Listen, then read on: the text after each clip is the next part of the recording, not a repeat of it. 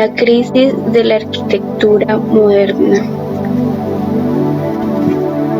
La decadencia de este periodo en la arquitectura tiene sus inicios en los años 60, con los argumentos de ser universal, elitista y carente de significado. Pero la arquitectura moderna, como movimiento moderno, ingresó realmente en crisis a partir de sus proyectos socioeconómicos, que eran considerados por muchos como deshumanos, poco prácticos y deficientes. Entre los importantes aspectos a destacar dentro de la crisis representada en la arquitectura moderna tenemos el abandono de algunos edificios modernos que se vuelven obsoletos para la vida contemporánea y comienzan a deteriorarse rápidamente.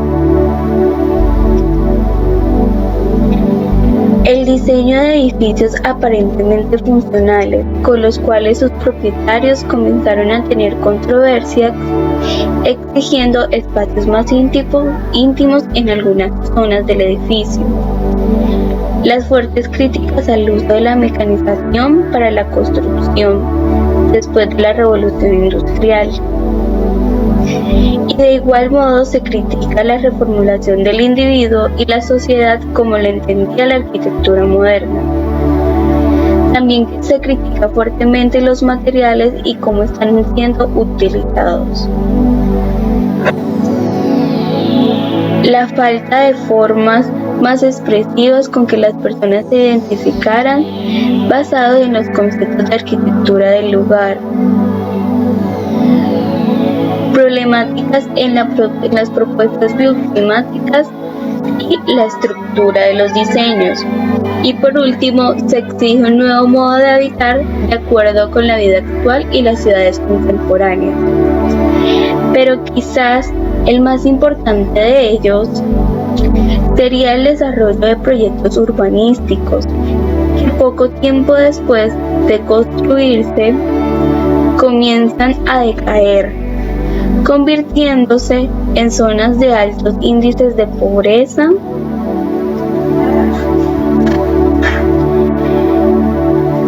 criminalidad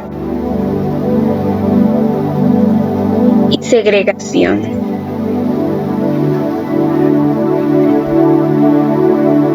En estos proyectos comenzaron a surgir falencias en los sistemas funcionales, con las dimensiones exageradamente pequeñas de los apartamentos y con la exagerada reducción de algunos accesorios importantes para la cocina.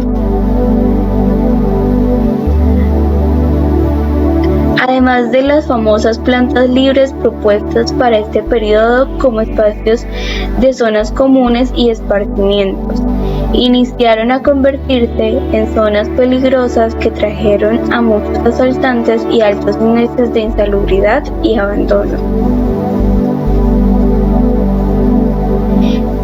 De igual modo, el sistema de ventilación era bastante pobre y no se contemplaba el uso de aires acondicionados.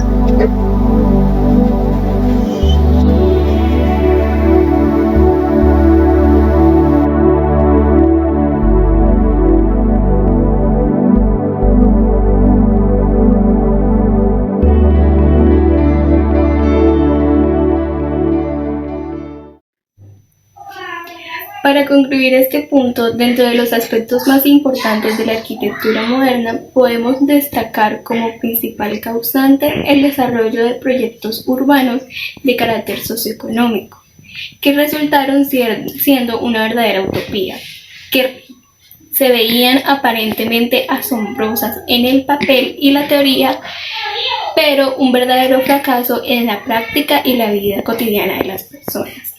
Desde mi punto de vista, para hacer urbanismo no hace falta tomar un movimiento aparentemente universal como era considerado el movimiento moderno arquitectónico, sino que hace falta entender las costumbres, las actividades que se desarrollan en el lugar y cómo A estos lugares han trascendido a través del tiempo para poder entenderlos y desarrollar un verdadero urbanismo.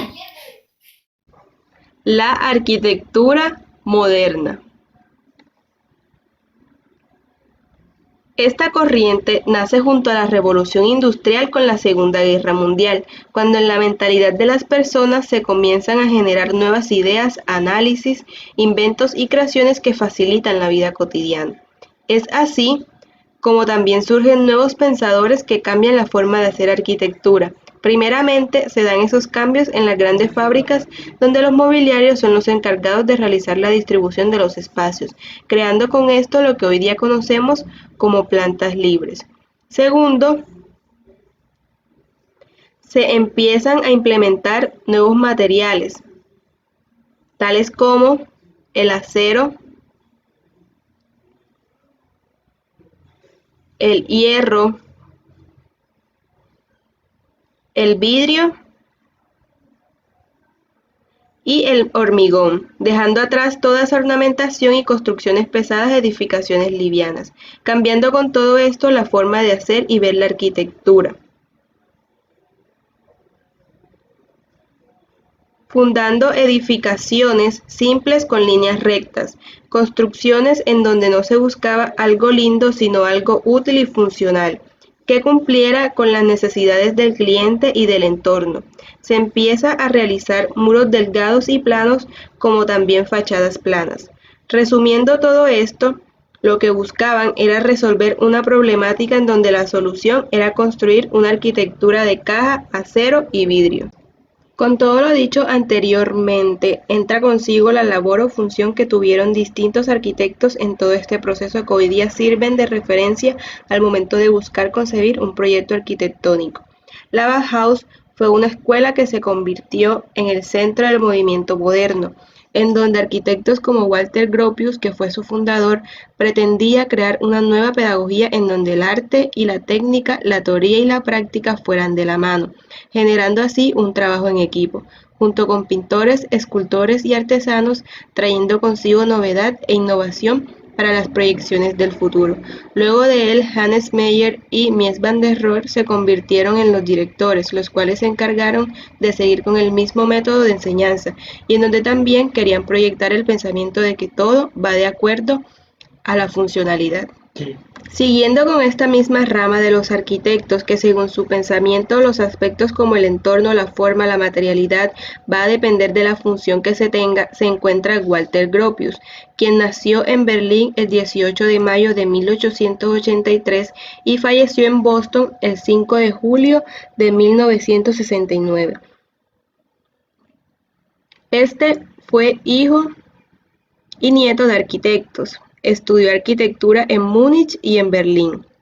Fue pionero de la famosa escuela de la Bauhaus, como ya se había mencionado, y entre su razón de ser, siempre pensó que la teoría debe ir de la mano de la técnica. Es decir, principalmente para llevar a cabo un proyecto se debe tener un respectivo análisis que evidencie realmente la problemática, para luego expresarlo de forma técnica a través de gráficos, esquemas y planos, trayendo consigo conocimientos para cada individuo, permitiéndoles adquirir una experiencia propia.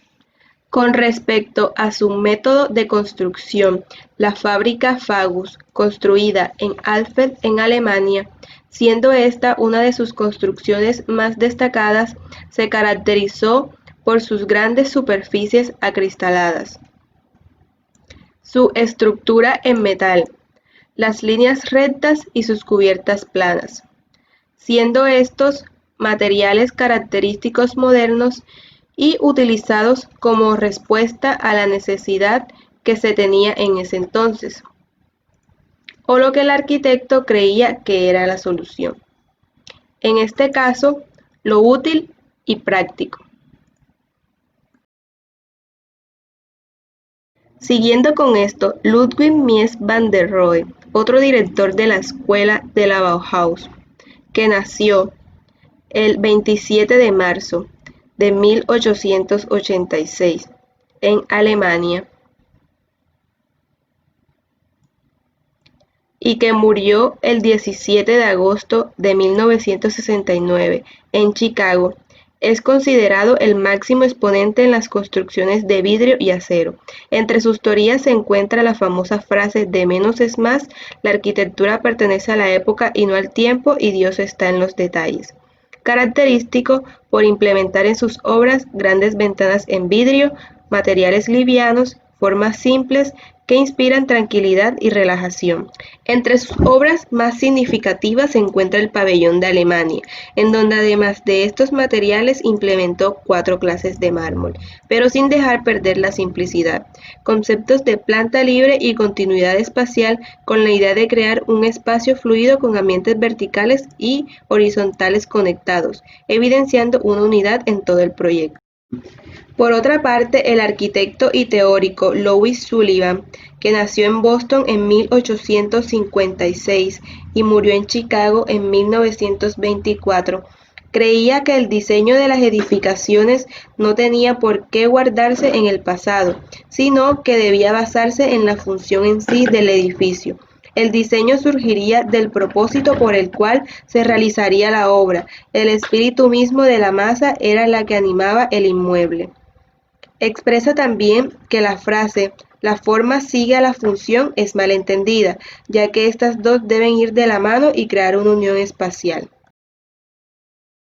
Una de sus obras más famosas fue el Auditorio, el cual se convirtió en un gran reto. Las fachadas del auditorio para Sullivan fueron de gran importancia.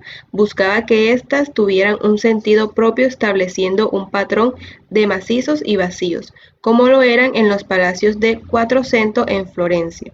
Este edificio fue uno de los más importantes para la época hasta que entró en quiebra.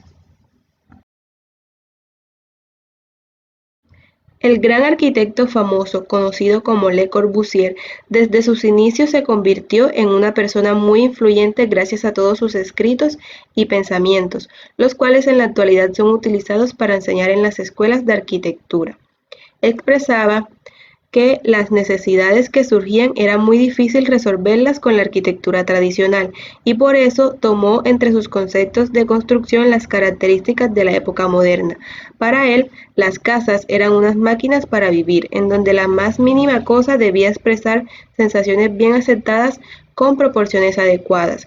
Es decir, era amante a la funcionalidad y a los objetos. Cada espacio creado debía tener una razón y un porqué. Sus teorías de arquitectura eran las plantas libres, planta baja sobre pilotes, fachada libre, ventana alargada, la cual permitía el acceso del sol, y los espacios conservaban la luz natural, y las terrazas jardín, buscando tener una mejor relación con el exterior. Dos de sus obras más significativas son la Villa Savoye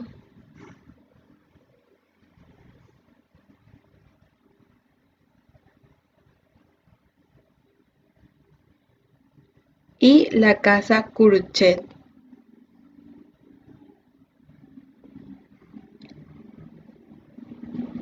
en donde se pueden evidenciar todas las características constructivas mencionadas anteriormente. El arquitecto Adolf Loos, que nació en Moravia en 1870 y murió en Viena en 1933, es considerado el primero en defender la desornamentación. Su arquitectura es funcional y tiene en cuenta la implementación de nuevos materiales. Este creó un nuevo concepto, el Raumplan, el cual significa que los distintos espacios tenían distintas importancias dentro de la obra, y esto dependería de cuáles actividades se iban a realizar dentro de estos. Es decir, lo que se haría en una sala de estar no sería lo mismo que se debe plantear dentro de las habitaciones o los sitios más privados. Sus obras por el exterior eran mucho más cerradas y no tenían tanto en cuenta qué tan bonita podría ser por fuera. Lo que de verdad le importaba era el interior, y no miraba solo como arquitecto, sino que tenía una visión de psicólogo en donde realizaba ambientes para personas en específicos con necesidades individuales. Dos de sus obras son Villa Muller y la Casa Scheu.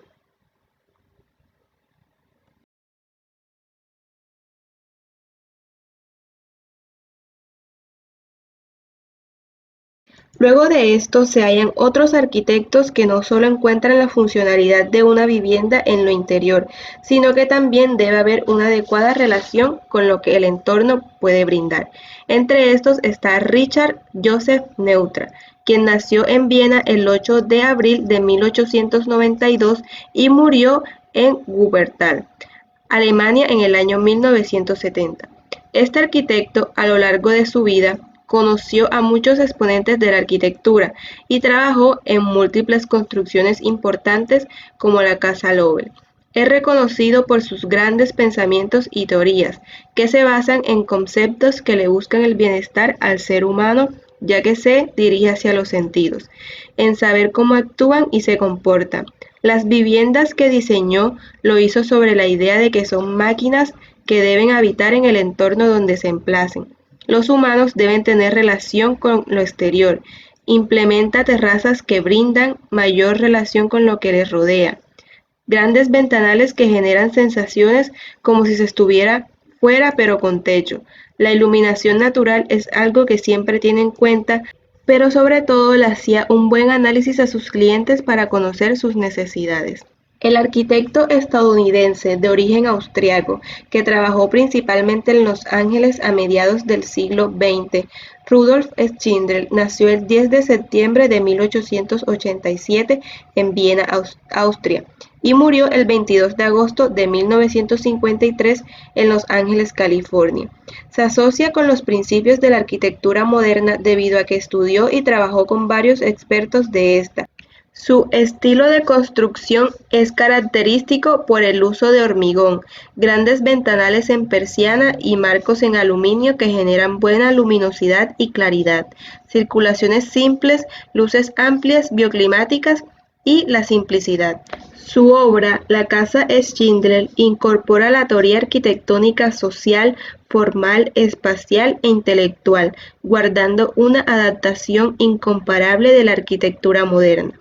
Esta obra realza el contexto, se emplean materiales del lugar, se da una conexión directa entre los espacios interiores con el exterior, logrando con esto una completa relación entre la luz, la forma y el espacio.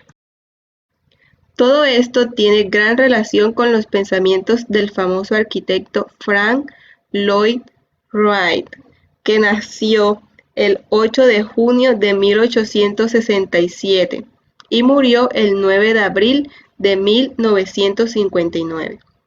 Conocido como el verdaderamente arquitecto orgánico, Wright diseñó un sinnúmero de edificaciones que brindan nuevas percepciones arquitectónicas.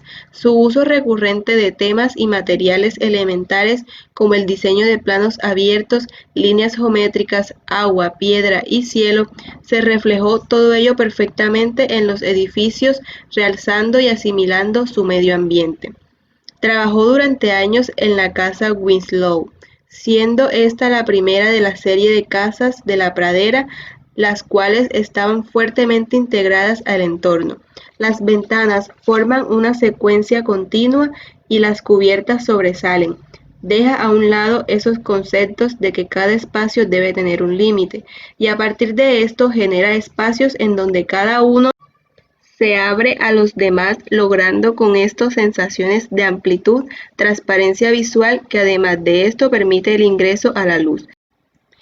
Es el creador de la reconocida Casa de la Cascada, en donde también se adapta al entorno y aprovecha todas las variables que éste brinda, como el bosque, la piedra y principalmente la cascada, generando valiosas sensaciones y percepciones. Por último se encuentra a Alvar Aalto, que nace el 3 de febrero de 1898 y muere el 11 de mayo de 1976. Su método para la realización de sus proyectos era a través de análisis y bocetos en donde encontraba una solución a las problemáticas con las que iniciaba, teniendo en cuenta la cultura, la sociedad y el emplazamiento.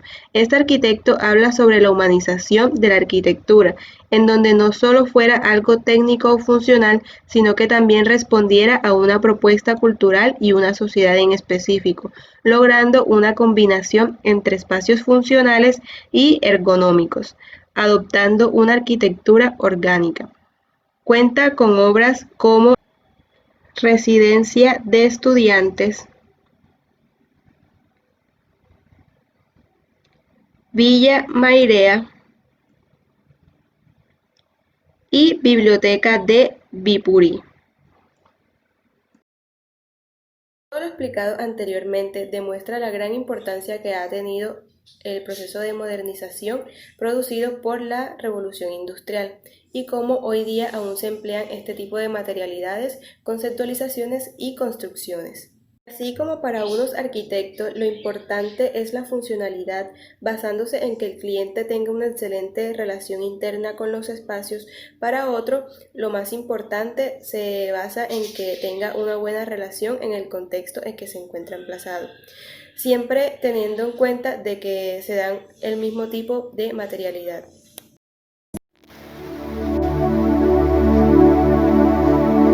La teoría del caos.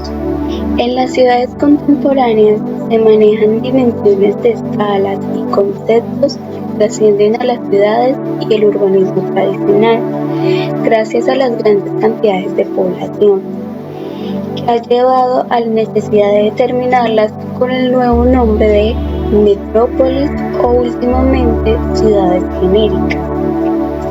Aquellas ciudades que abarcan una cantidad mayor de territorio y población, que en muchas ocasiones supera la anterior.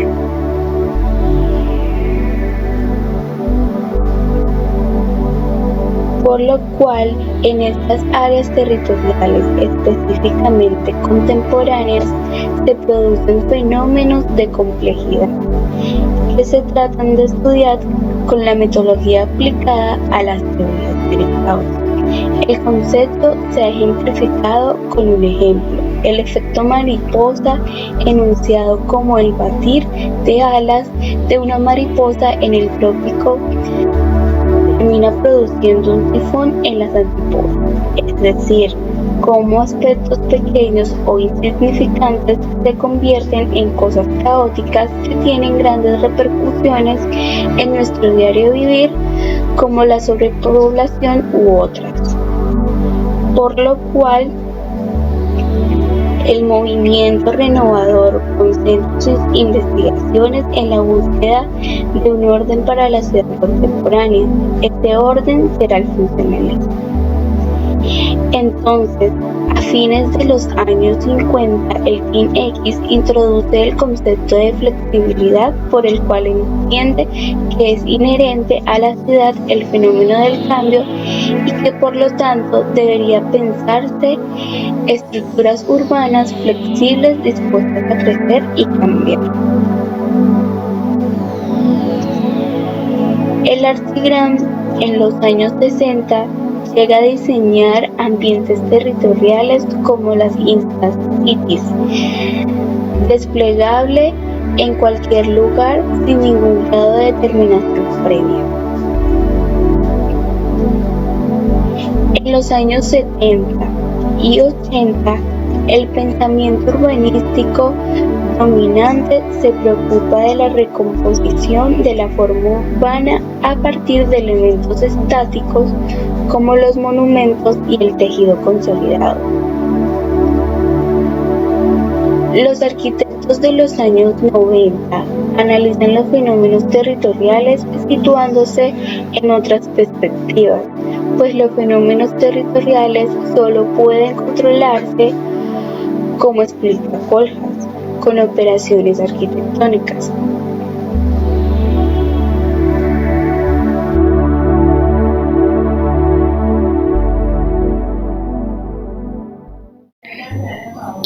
De la teoría del caos también se ha tomado el concepto de atractor.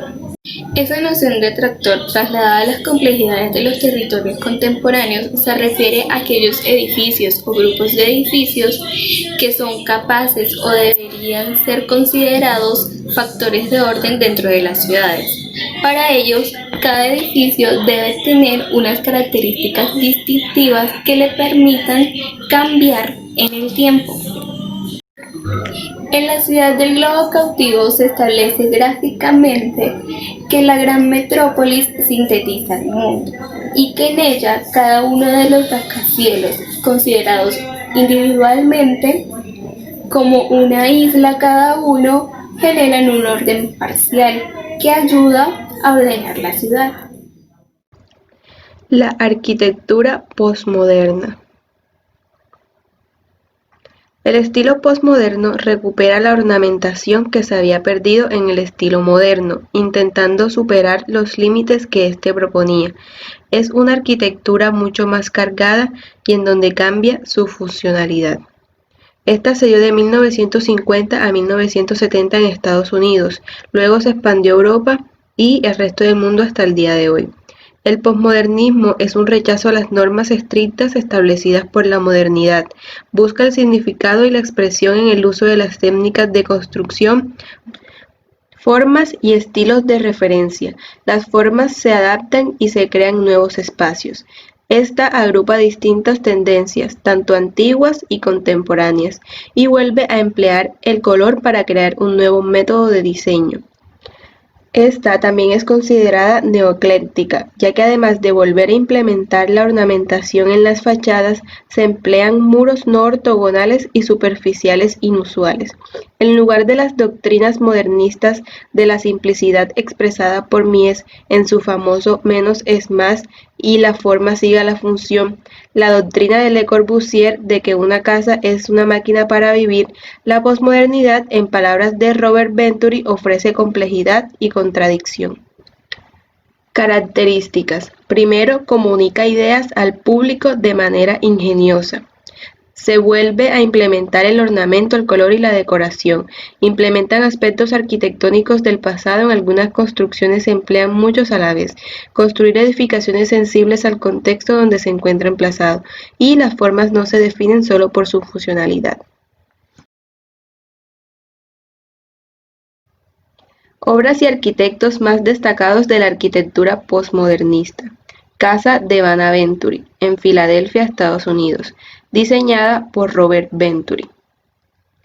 Uno de los primeros ejemplos de la arquitectura posmoderna es la Casa Vanna Venturi, que fue construida entre 1962 y 1964 y diseñada por Robert Venturi para su madre. Muchos de los elementos básicos incluyen un techo inclinado, en lugar de un techo plano, énfasis en el hogar central y la chimenea, una planta baja cerrada y un arco puramente ornamental en el frente de la casa. La casa tiene una apariencia unitaria, incluso sencilla y simétrica. Sin embargo, entre esa apariencia y su centro compositivo se establecen toda una serie de alteraciones, cambios geométricos e itinerarios insospechosos.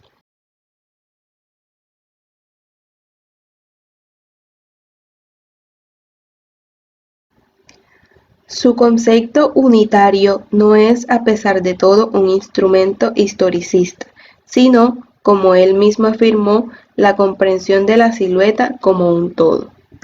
La Plaza de Italia, ubicada en New Orleans, Estados Unidos. Es una plaza pública ubicada en el centro de New Orleans y fue diseñada por Charles Moore, otra figura clave en el movimiento posmoderno. La plaza fue vista originalmente como un monumento a los ciudadanos italianos de la ciudad, con una serie de columnatas, arcos y un campanario dispuestos para rodear una fuente central. Edificio Portland, ubicado en Portland, Estados Unidos. Diseñado por Michael Grace, que era parte del grupo Memphis, utilizó una variedad de materiales y colores de superficie, con pequeñas ventanas y adornos decorativos, que contrastaba con el estilo de la mayoría de los edificios de oficinas más grandes de la época.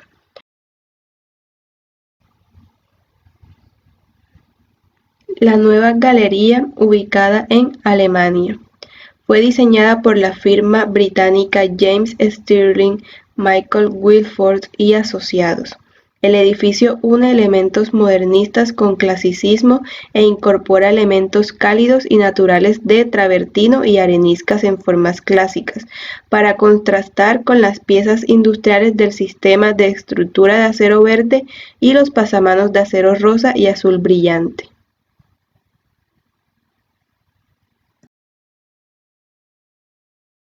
Luego de conocer varios aspectos sobre la arquitectura postmoderna, podemos concluir de que esta fue y sigue siendo un método de construcción bastante criticado, debido a la forma en que emplean los colores, las formas y la ornamentación, ya que ésta rompe con todos los paradigmas estipulados por la modernidad.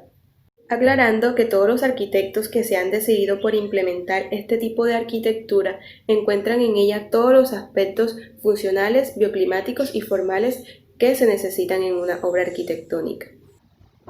La arquitectura high-tech.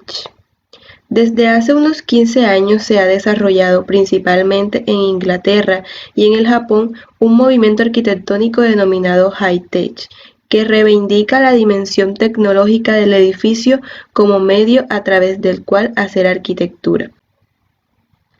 El arquitecto adscrito a este movimiento se expresa desde luego con la estructura, pero también con cerramiento y servicios. La tendencia high-tech, que irrumpe durante la década de los 60, intenta superar el movimiento moderno en arquitectura, poniendo en evidencia y dejando a la vista los diversos elementos constructivos, así la estructura, las instalaciones, los herramientas y demás sistemas constructivos pasan a ser los protagonistas. Características. Utilización de grandes luces libres de soporte, planta flexible. Desarrollo de los materiales sintéticos para la realización de cerramientos ligeros, transportables, intercambiables, contorno flexible. Separación de servicios y comunicaciones verticales del cuerpo del edificio, planta flexible. Utilización de los mismos como elemento expresivo en fachada. Espacios neutros indiferenciados. Uso masivo de la estructura metálica con abandono del perfil por el tubo y el nudo soldado por la fundición en acero. Gusto por la manifestación estructural de la misma estructura, y son muy variadas, entre las que se encuentran la exposición de componentes técnicos y funcionales de la construcción y un uso frecuente de componentes prefabricados. Obras y arquitectos del estilo high-tech.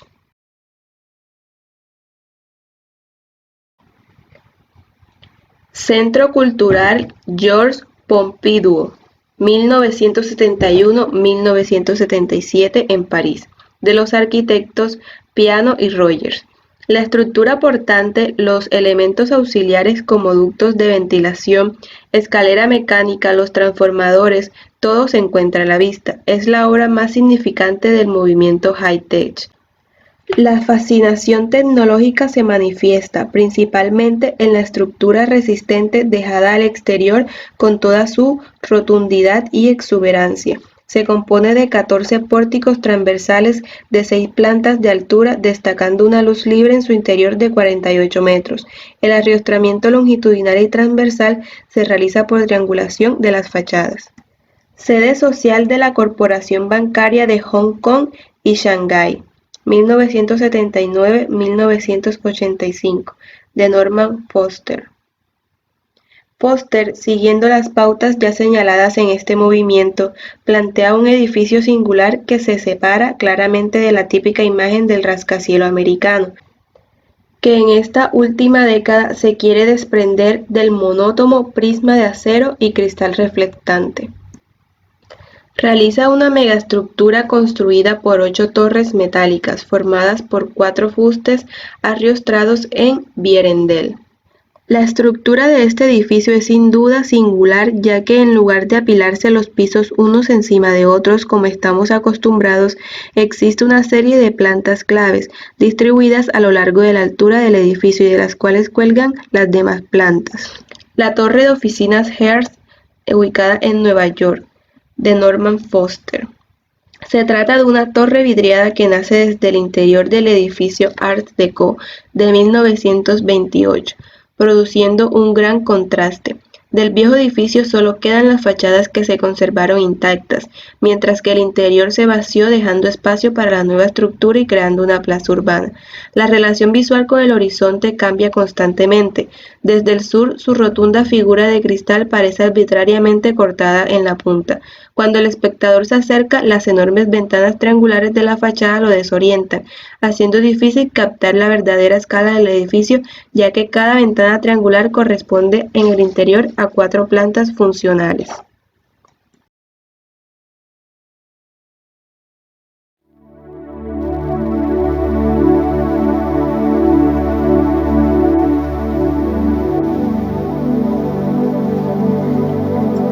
Arquitectura y lugar. Reflexiones de Beatriz García Moreno. En la revista Bitácora Urbano Territorial, volumen 18 de la Universidad Nacional de Colombia, identificaremos la reflexión entre arquitectura y lugar a través del artículo Ciudad, Universidad y Universitarios, el vecindario de la calle 47 en Bogotá, por Beatriz García Moreno, que es el resultado de la investigación que tuvo como propósito encontrar caminos para el entendimiento de la ciudad construida y transformada por la práctica de los habitantes, arquitectura y lugar, y estudiar la transformación de los usos residenciales a mixtos en este sector de la ciudad, debido a la presencia de un amplio número de universidades y una importante población flotante ligada a ellas. En el artículo detalla el camino seguido en la indagación de las relaciones entretejidas en el fenómeno ciudades, universidad, universitarios. Se parte de algunas teorías sobre la arquitectura y la ciudad como camino para abordar los hechos urbanos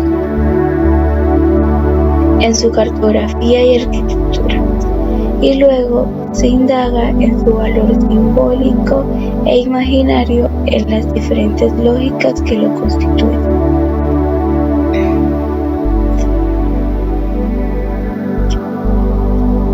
Para ello, se estudia el lugar en las diferentes escalas.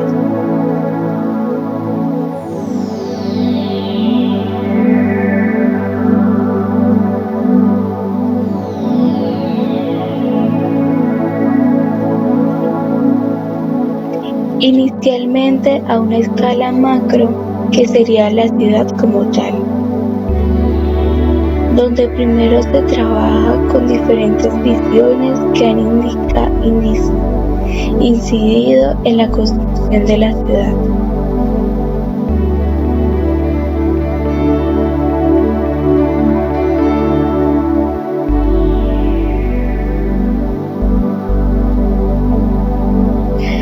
Posteriormente a una escala intermedia o sectorial, que serían las diferentes visiones identificadas en la ciudad, es decir, instituciones, universidades en este caso, que dan estructura al sector de estudio en el artículo.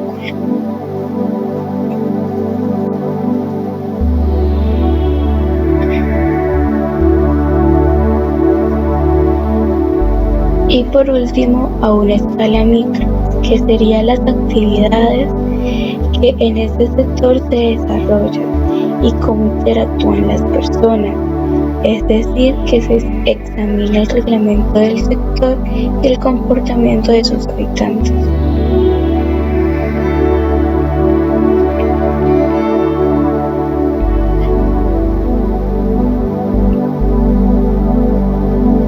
Para obtener esta información se recurrió a la elaboración de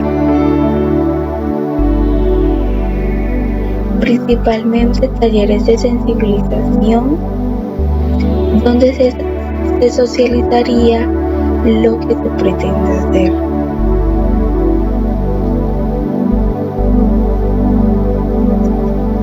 Segundo, la participación de grupos focales que aportarían nuevas cosas al proyecto.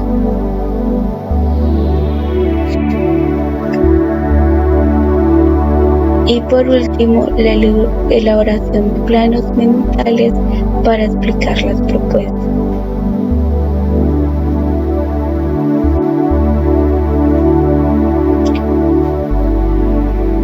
Finalmente, el libro estimula a la formulación de políticas y al desarrollo de propuestas que a partir de lo existente y de los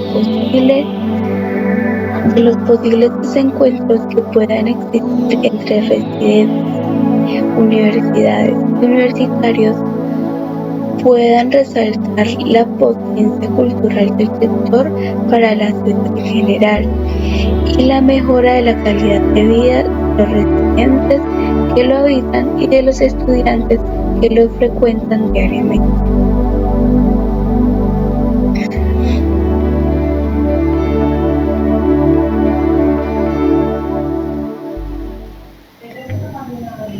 Para hacer arquitectura se hace necesario estudiar el lugar principalmente desde un marco teórico que nos permita indagar o conocer acerca de su historial urbano, cartográfico y arquitectónico.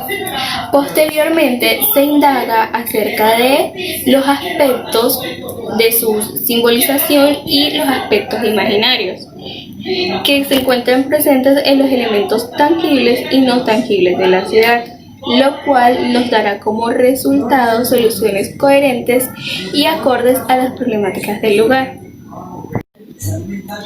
Para ello es importante recordar que se puede hacer el análisis desde la ciudad desde diferentes escalas, desde la macro, la intermedia y la micro, refiriéndonos a la escala macro como al análisis de la ciudad propiamente dicha.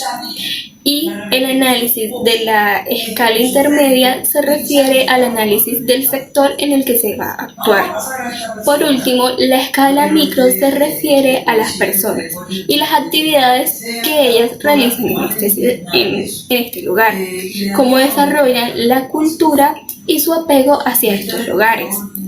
Por último, es importante recordar que para hacer estos análisis nos podemos apoyar en talleres de sensibilización, grupos focales y planos mentales.